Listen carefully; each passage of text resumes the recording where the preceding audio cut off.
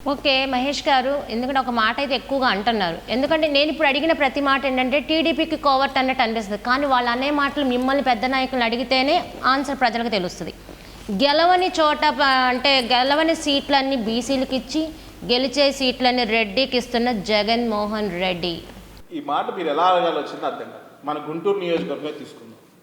గుంటూరు నడిబొడ్డిలో ఇవాళ ఇద్దరు బీసీ మహిళలు, 1 టౌన్ కానివ్వండి 2 టౌన్ కానివ్వండి, బీసీ మహిళలు. రానున్న రోజుల్లో ఈ ఇద్దరు బీసీ మహిళల పనితీరు ఎలా ఉంటుందంటే, ఈ ఉమ్మడి రాష్ట్రంలో తెలంగాణలో మనం సమ్మక్క సారక్క జాతర చూస్తూ ఉన్నాం.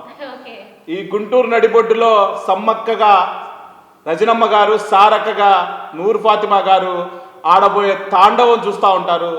రానున్న రోజుల్లో మా బీసీ ఆడపడుచులు చేసే అటువంటి అభివృద్ధి చూసి ఈ టీడీపీ పసుపు చొక్కాలు దాంకోక తప్పదు, ఈ పసుపు తొక్కాల గూండాలను కూడా తరిమి కొట్టక తప్పదు అని మాత్రం గట్టిగా చెప్తా ఉన్నాం. ఇక్కడే చూస్తున్నాం కదా బీసీ మహిళలకి ఇవాళ ఎంత పెద్ద పీట వేస్తూ ఉన్నారు. ఆడపడుచులను కూడా బీసీలలో మేము మగవాళ్ళుగా ముందుకు రావడమే కాకుండా ఆడబిడ్డలు కూడా ముందుకు తీసుకొస్తున్నారంటే ఎంత చెప్పినా గారెలు తినగా ఎంత రుచిగా ఉంటాయో, ఎంత చెప్పినా కానీ జగన్మోహన్ రెడ్డి గారి గురించి ఆ ప్రేమ ఆప్యాయత మీకు నా కళ్ళల్లో కనపడతా ఉంటుంది, మా కళ్ళల్లో.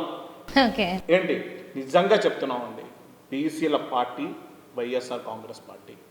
బీసీలకి రేపొద్దున రానున్న రోజుల్లో 100% బీసీల అభివృద్ధి జరగాలన్నా, బీసీలకి రానున్న రోజుల్లో ఒక గొప్ప స్థానంలో 10 మందికి సాయం చేసే విధంగా బీసీ నేతలు ఉండాలన్నా అది వైఎస్ఆర్ కాంగ్రెస్ పార్టీ వల్ల మాత్రమే ఈ రాష్ట్రంలో కన్ఫామ్గా జరుగుతాయని మాత్రం చెప్తా ఉన్నాం.